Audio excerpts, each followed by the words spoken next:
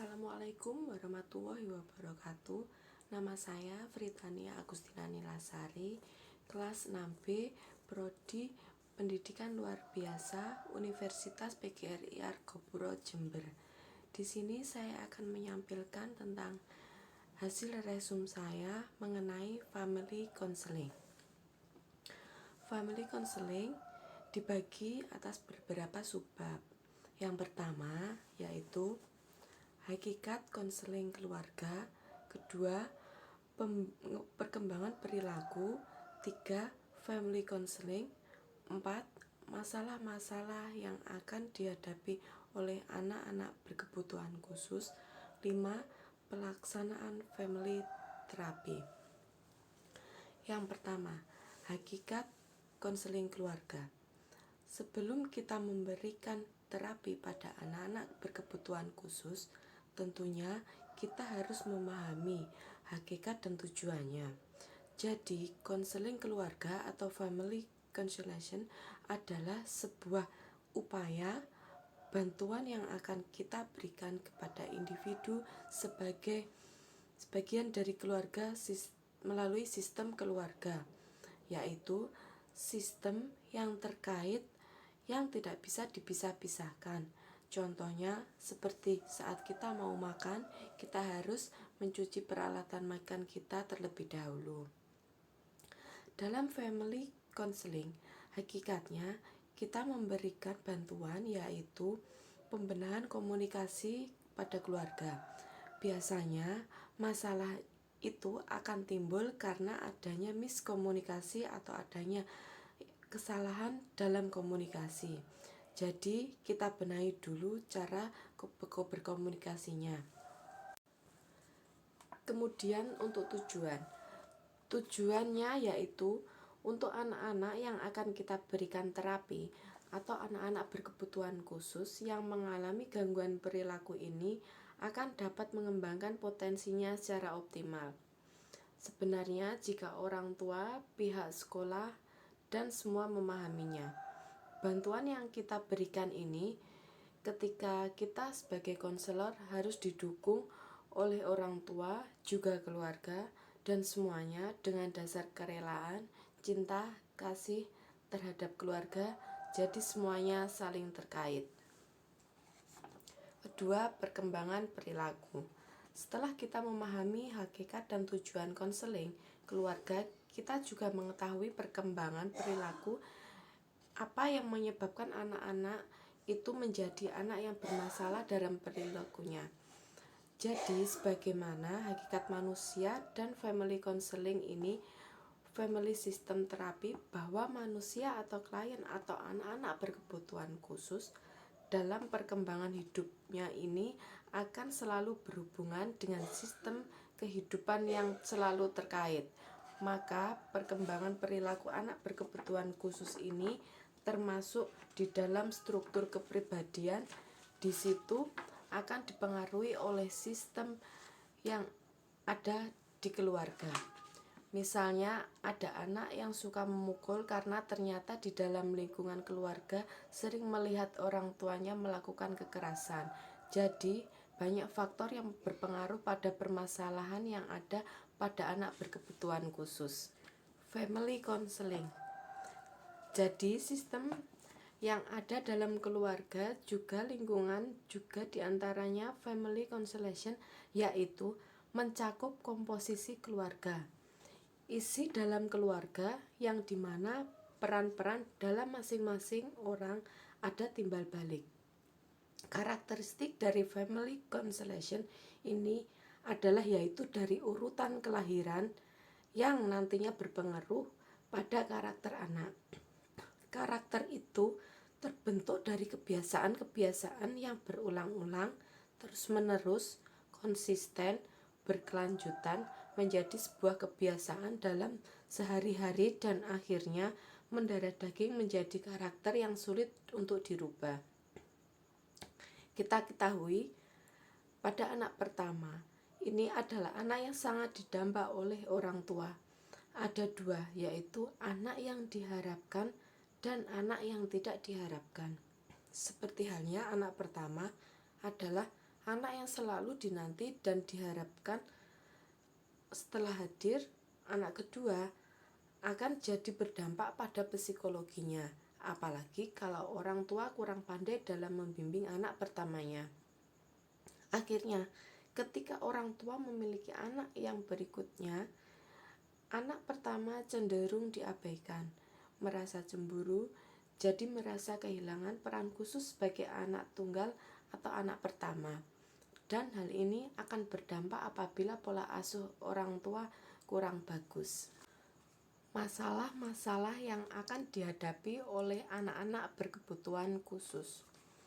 Masalah-masalah yang akan dihadapi oleh klien dalam bimbingan konseling, baik itu klien dari anak berkebutuhan khusus ataupun anak-anak pada umumnya, adalah masalah perilaku, kebiasaan, interaksi sosial, dan prestasi akademik atau sosial. Adapun masalah-masalah yang dihadapi adalah sebagai berikut. Biasanya anak tidak mau sekolah, tidak mendengarkan orang tua, motivasi belajarnya rendah, kecanduan main game, dan lain sebagainya. Dalam menangani kasus-kasus di atas, yang perlu dilakukan oleh konselor sebelumnya adalah saat akan memberikan terapi pada klien, yaitu bertemu dengan orang tua klien di sesi awal melakukan konseling. Mengapa kita harus terlebih dahulu bertemu dengan orang tua klien? Karena masalah utama pada anak pada umumnya bersumber dari orang tua, lingkungan, dan sekolah.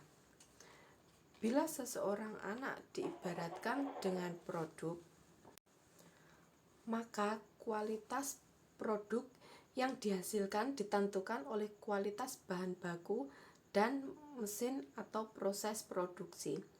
Jika suatu produk itu kurang baik, padahal produk tersebut berasal dari bahan baku yang bagus, maka harus dilihat yaitu dari mesin atau proses produksinya. Dalam hal ini, mesin diibaratkan sebagai orang tua, dan proses produksi adalah pendidikan keluarga yang dialami anak melalui interaksinya dan di dalam lingkungan keluarga sangat menentukan kualitas tumbuh kembangnya.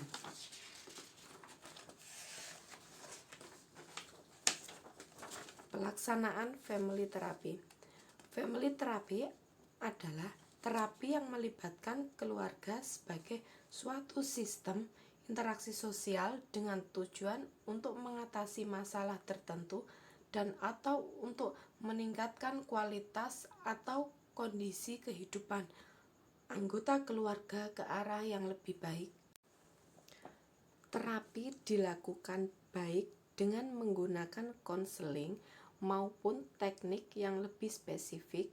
Bila dalam keluarga ada beberapa anak, maka biasanya yang bermasalah hanya satu anak saja.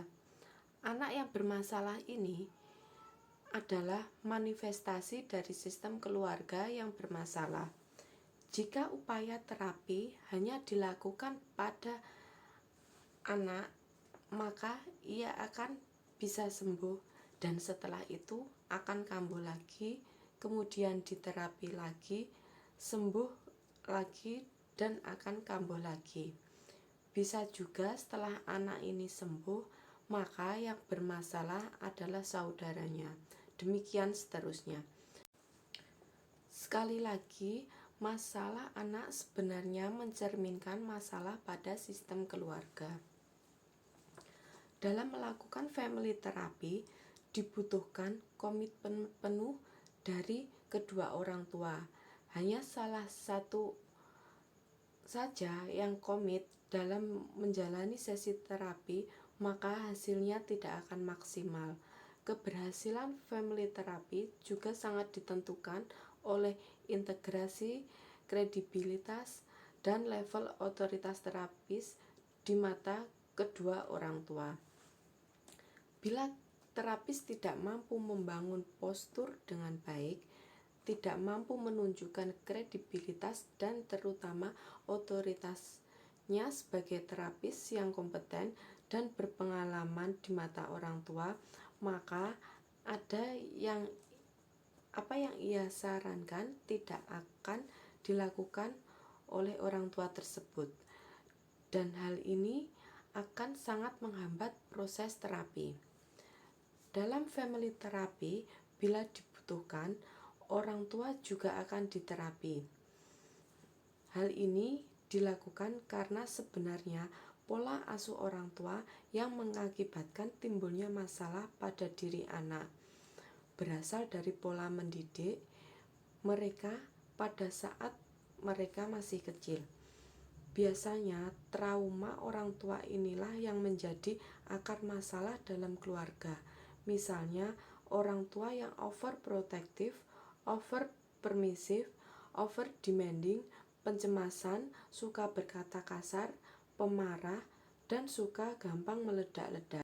Bersikap kasar pada anak, terlalu disiplin, suka memukul, suka mengancam, kemudian pendekatan punishment dan reward dalam mendidik anak, memberlakukan cinta bersyarat, dan masih banyak lagi perilaku yang lain yang tidak kondusif bagi tumbuh kembang anak. Faktor lain yang menyebabkan anak-anak bermasalah yaitu faktor ketidakharmonisan orang tua yang nantinya akan berimbas pada anak. Saran yang harus diberikan pada orang tua itu adalah bagaimana orang tua itu meningkatkan spiritual. Spiritual ini berdamai dengan diri sendiri, menjaga kualitas berpikir, mencapai hati yang tenang dan damai. Jika orang tua ini hatinya tenang dan damai, maka tentunya anak-anak ini juga tenang dan damai. Jadi anak-anak yang bermasalah ini sebenarnya bukanlah anak yang nakal, tetapi mereka adalah korban dari orang tua, lingkungan, dan pergaulan di sekolah. Selanjutnya, saya akan menjawab pertanyaan-pertanyaan dengan permasalahan. 1. Identitas klien. Anak cerdas istimewa usia 11 tahun, merupakan anak tunggal, duduk di kelas 5 SD, mengalami penurunan dalam hal akademik sekolah dan semangat untuk sekolah, hingga dia pun mogok untuk bersekolah karena setiap mau berangkat sekolah dia mengalami kram perut. Kedua, penyebab permasalahan di atas muncul karena si anak ini selalu mendapatkan tindakan bullying dari guru agamanya karena si anak tidak bisa mengaji. Anak tersebut dipermalukan oleh gurunya di depan kelas di hadapan teman-temannya, sehingga teman-temannya pun ikut melakukan tindakan perundungan kepada siswa berinisial X tersebut. Pertanyaannya, 1. Bagaimana sikap dan tindakan yang akan Anda laksanakan jika Anda sebagai orang tua untuk memberikan terapi pada anak? Kedua, bagaimana sikap dan tindakan yang Anda laksanakan jika Anda sebagai konselor untuk memberikan terapi pada anak dan orang tua? Ketiga, bagaimana sikap dan tindakan yang Anda laksanakan jika Anda sebagai kepala sekolah untuk terapi pada guru Anda?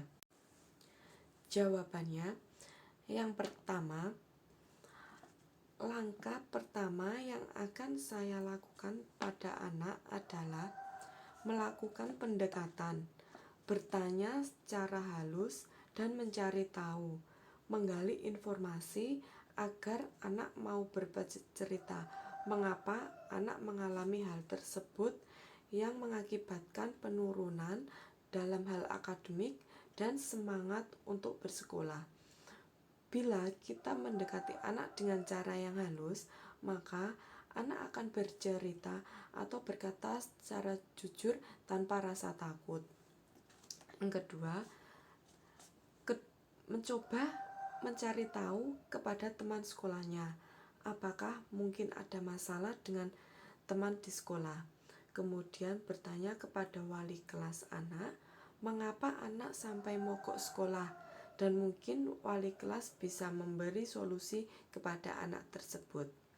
Langkah ketiga yaitu memberikan motivasi pada anak agar anak mau belajar di sekolah lagi dan mengarahkan anak untuk memberikan pelajaran mengaji secara khusus dengan cara mendatangkan guru mengaji agar anak lebih paham.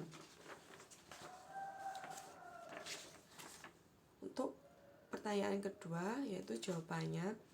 Yang pertama yaitu konselor melakukan identifikasi pada anak tersebut dan membuat anak tersebut merasa nyaman terlebih dahulu sehingga anak lebih terbuka.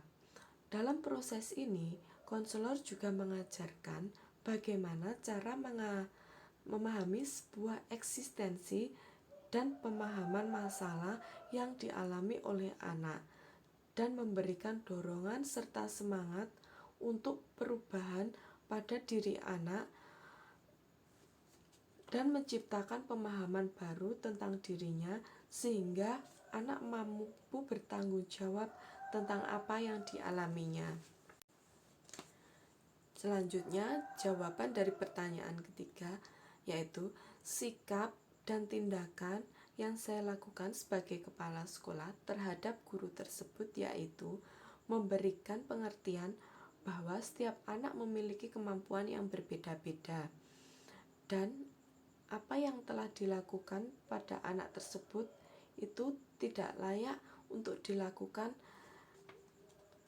yang mengakibatkan teman sang anak membulinya sampai anak mengalami trauma sehingga anak tidak mau bersekolah lagi. Dan sebagai kepala sekolah, pastinya saya juga akan mengingatkan kembali bahwa seharusnya sebagai guru tidak menjadi contoh yang buruk untuk anak didiknya, melainkan menjadi contoh dan panutan yang baik untuk anak didiknya.